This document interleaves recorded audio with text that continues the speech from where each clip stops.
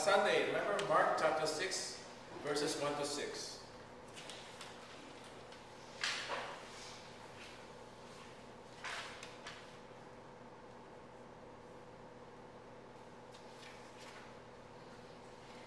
Okay.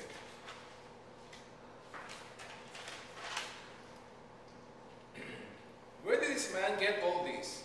What kind of wisdom has been given him? What mighty deeds are wrought by his hands?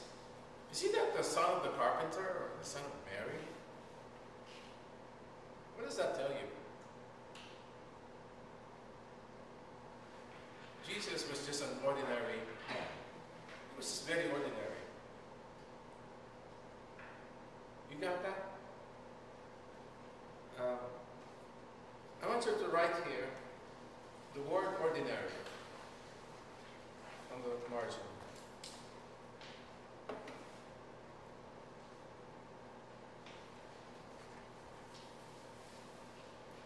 We have encountered this gospel account many times. But for the first time you will hear this, what I will tell you. I put here the opportunity was missed, right? Opportunity missed. Do you know why the opportunity was missed? Because Jesus was so ordinary. He was so ordinary. Ordinary parents, ordinary house, ordinary way of doing things. He was so ordinary. It's just like,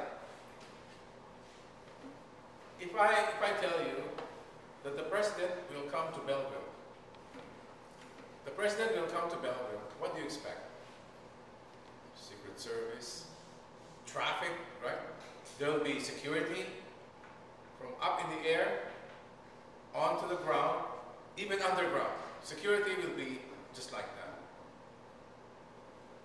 And then, if there's no Secret Service, there's no security, traffic flowing usually, normal, you think you would miss the president? Chances are you will. I didn't see anything unusual. Was he here? Yes, he was. And that's what happened to Jesus. Everything was so ordinary in him. It was so ordinary. I have reason to believe that I have seen the face of Jesus. Based on the Holy Scripture. The face of Jesus was pictured, it was photographed. And then, skilled artists opened the eyes. Opened the eyes, based on the picture on the shroud. And then remove all the disfigurement because he was beaten. He was beaten bad. So his face had been disfigured somehow. So they could figure out what those disfigurements were. So they remove all the disfigurements and they opened the eyes. And I saw the face of Jesus Christ. The face of Jesus was not like anything like that. No. Remember, Jesus was Palestinian. Jesus was from the land of Palestine. Have you seen Palestinians? You haven't? Well, I've seen Jewish men. Okay? He was Jewish, but he was in Palestine. Remember, he was the son of a carpenter. Jesus must have been very physically able person. Don't forget that Jesus was walking around. He was walking around, walking. So unless you're very strong physically, there's no way in the world you could stand that. And don't forget that he was crucified for 3 hours before he perished. You must be strong to last that long. Because normal human beings, like me, probably wouldn't even last an hour and I would perish. With that kind of punishment. But of course he's not. I'm not. But that's such a, it will give you some strange feelings if you look at his face. Number one, he was dark in complexion. Remember, he was a carpenter. Carpenters normally work outdoors. And he did. That's why he was gone for 30 years. Right? For 30 years. Those were called the heathen years. What else could that mean but working? Ordinary work. Just like you and I. We go to work, we come home, we go to work, we come home. It's a routine. That's why he was missed. Because everything about Jesus was so ordinary. Imagine, the son of a carpenter. He's not the son of a king, or the son of a senator, or a son of a synagogue official. No. He was just a son of a carpenter. That's why he was missed. They missed the prophet. They missed God. They missed the Messiah. You see the point? And that will happen to you and to me, even if it happens today. Of course, it will not happen because Jesus said it will never come back like that. It will be different the second time around. But you see the point? That's what this gospel is about. Look, number one, God can surprise us. There was something they had never seen in Jesus. They never saw the power of God in him. He was too ordinary.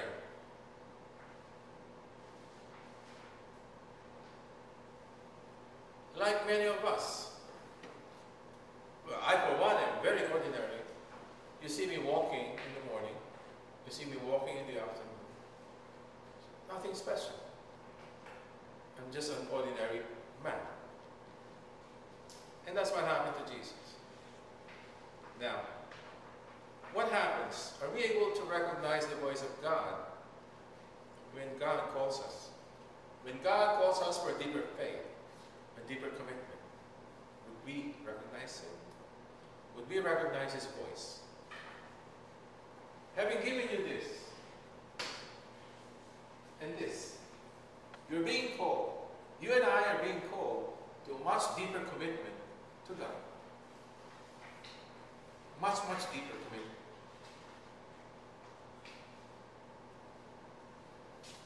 Understand?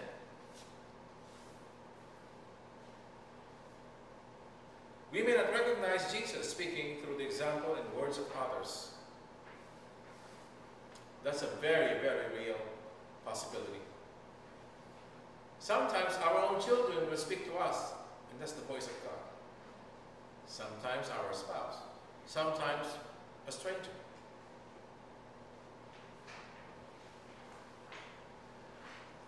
It's up to you and to me to discern that. To be able to recognize even when God speaks to us. So God can surprise us. Number two, and they took offense at him. God becomes uncomfortably close in Jesus. And they say, I saw him growing up. Because they saw Jesus when he was born. Of course, he went to Egypt, came right back. After Herod died, everything was ordinary about him. He was working, he was trained by St. Joseph. Then when St. Joseph died, he took over the business. He worked as carpenter. Nothing extraordinary. Question and the challenge for you and for me is, how do we discover Jesus? How do we discover Jesus? Simple answer is this. Look for this in your life. Look for these 4 marks in your life. And see if these are the fruits of these marks. Because when you understand this, you will work to attain the 7 marks. These 7 witnesses to God's kingdom. Number 3, Jesus was amazed at their lack of faith. The homily yesterday, we attended the 11:30 Mass. The homily mentioned about Jesus didn't say he could not make miracle. I don't know who said in the Mass you attended. Was it the vicar? The parochial vicar? No? But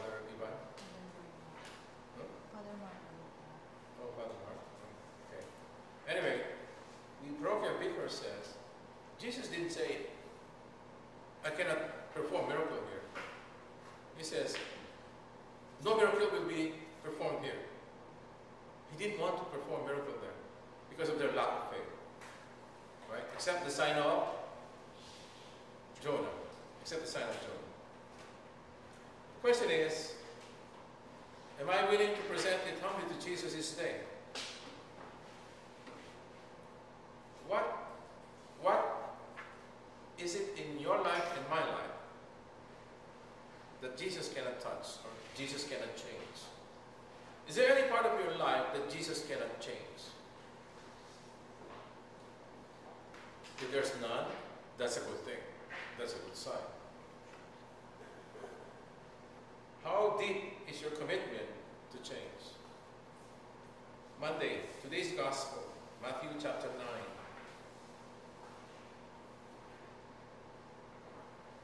What is this reading? Again, the readings I was talking about. The daughter of Jairus and that woman who had no name, who had hemorrhage for 12 years.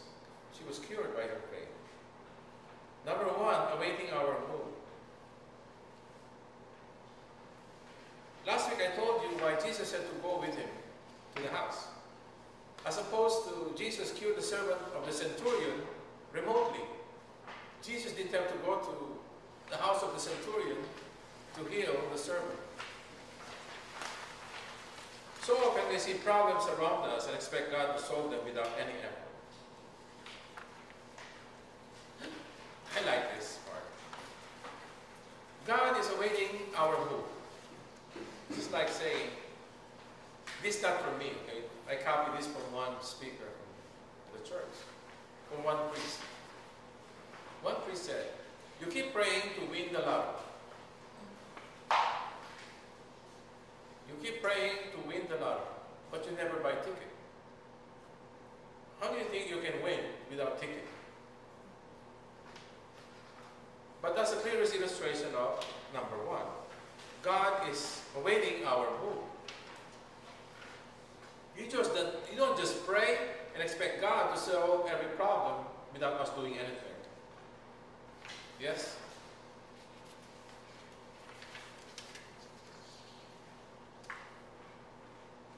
This is not in the Bible, but I will tell you.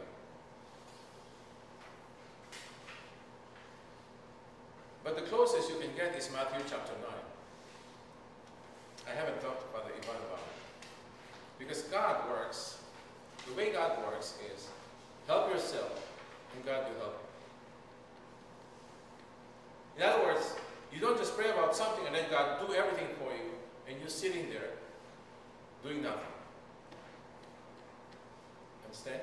Because God is waiting for our move. You gotta move. God knows our problems. Right? You believe that? God knows our problems. But He doesn't act until He sees an act of faith on our part. God does not act until we have that act of faith. We have to believe. Number two, touching moment. See, I didn't talk about this last week. The woman expressed in a deed by touching Jesus' clothes. In other words, it's not just our faith, it's also our action, our word. Book of James chapter 2 says, faith without works is dead. You got to believe and you got to work. And that's what the woman did. She believed in Jesus Christ. She followed Him. In fact, but touched the cloak, the hem of His cloak, I would get cured. She believed that from her heart, and she did. Petitions don't always suffice. We have to act, to move, to leave our comfort zone, to approach Jesus. Prayer is good. Prayer plus action gives God even more fertile ground to work with. So prayer and action, that's the key. We cannot just pray about things, we have to act. 3, morning has broken. This is not the song. This is morning, M-O-U. Did you know this is very prevalent in the Bible times? hire people, criers, in the funeral. Did you know that? They would have professional criers. You're for hire. Whoever gives you money, you will go there, you attend the funeral, and bitterly cry throughout the walk, the procession. You're not really crying for the dead. You're crying as a work. It's a job. Do you think you like that job? Dreamy. If you're looking for a job, that may be one option. You got people dying left and right every day. So you will never run out of clients. You can advertise if you want a crier. Here's a professional crier with real tears coming out. That's mourning as broken. See, professional mourners show up when someone dies. Remember Jairus? They were crying. They said, why bother the teacher? She's already dead. No, she's not dead. She's just sleeping. We can be like professional mourners at times, resigned to the evil and death around us. Sometimes we're like professional mourners. I don't call them mourners, I call them criers. That's what they do for a living. In a word, Jesus comes to call us to holiness. Do we resist that call? Tuesday, how do you feed a hungry heart? At the sight of the crowds, Jesus' heart was moved. They were troubled and abandoned, like sheep without shepherd. The harvest is abundant, but the laborers are few. The prime choice. If you do not allow Jesus to touch or heal certain parts of your life, He will not do it. We will be in control and live with our demons, and we will surrender. We'll be surrendered to Christ totally and guarantee victory over every evil in our lives.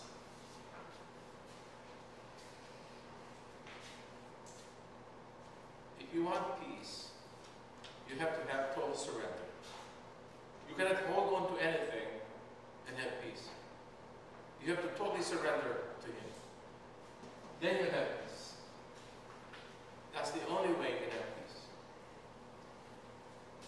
Now,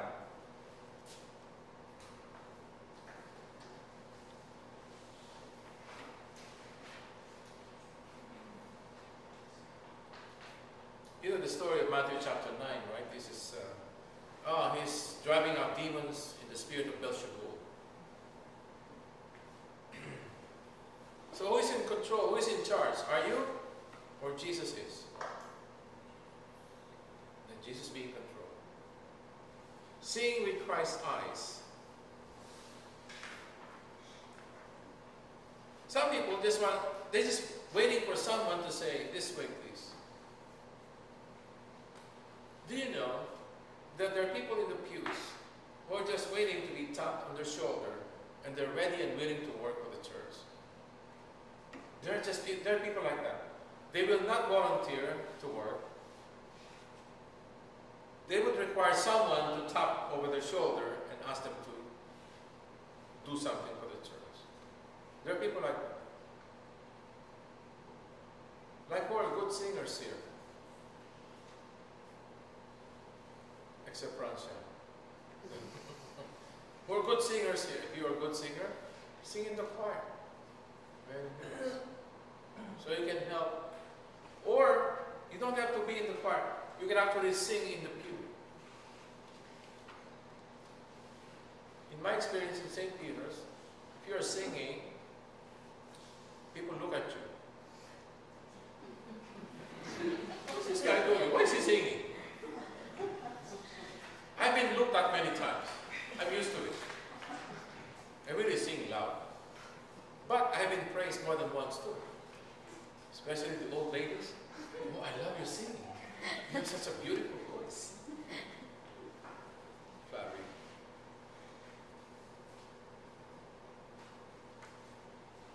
Honest, be honest with me. Are you singing? Yes. Praise God. Not loud. Oh, lip sync. That's lip sync. I sing loud. She knows. Sometimes even if I'm not sure about the tune. There was one shrine, a national shrine.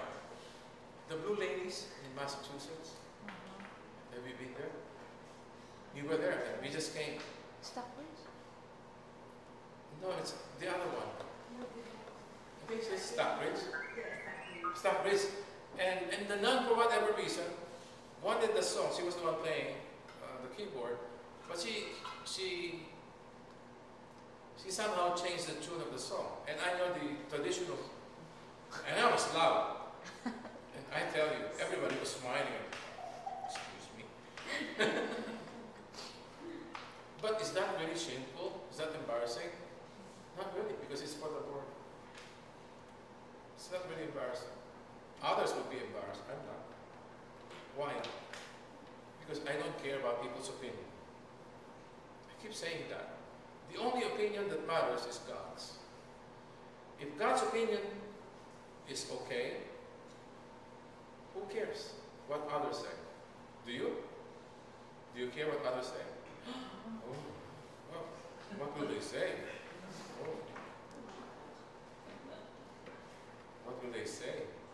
How come you wear the same clothes every day? I don't care. You know why? One shirt. As long as it's clean, of course.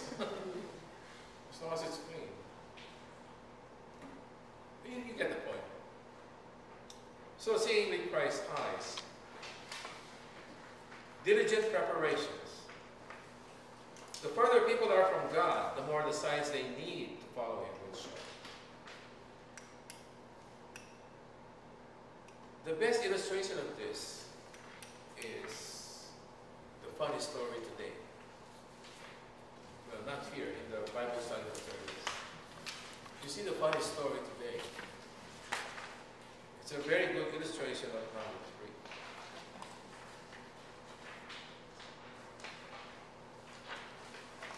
It's okay, read it for, it takes less than a minute to read it. We need diligent preparations. Why? If there's any help that needs to be extended to people, it better be those who are far away from God.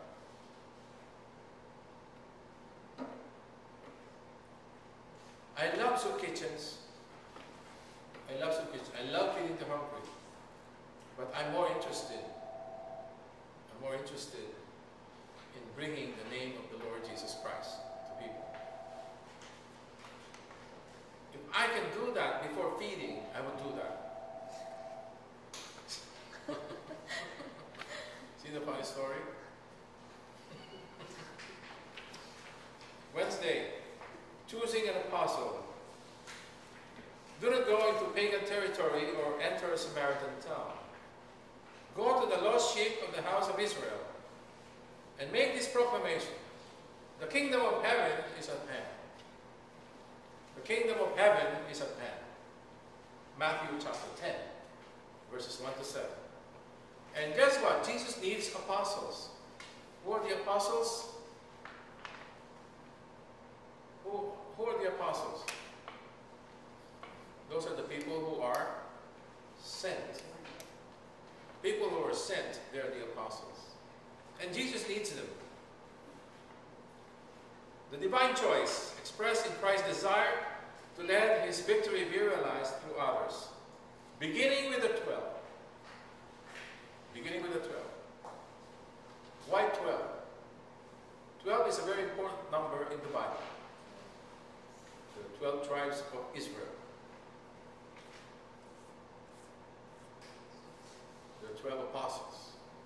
And starting with the 12, and guess how big is the church now? Just starting with the 12.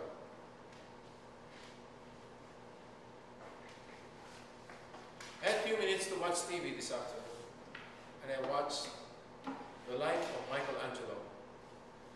Michelangelo Michelangelo died at the age of, who knows? I know because I met him. Michelangelo died at the age of 89. He was slightly older than me. At 89 he died. And see how much he achieved in those 89 years. To this day, people still admire. Go to the Vatican Museum and see how rich the collection is. Have you seen the Sistine Chapel? Look up. It's endless. It's just the people pushing you, move, move, move, move. Otherwise, you don't want to move. It feels like you're in heaven. It's so beautiful. And Jesus needs apostles. Jesus needs people to build God's kingdom. Remember, it's not a place. This is what will mark the kingdom. These are the qualifications of those who will be apostles.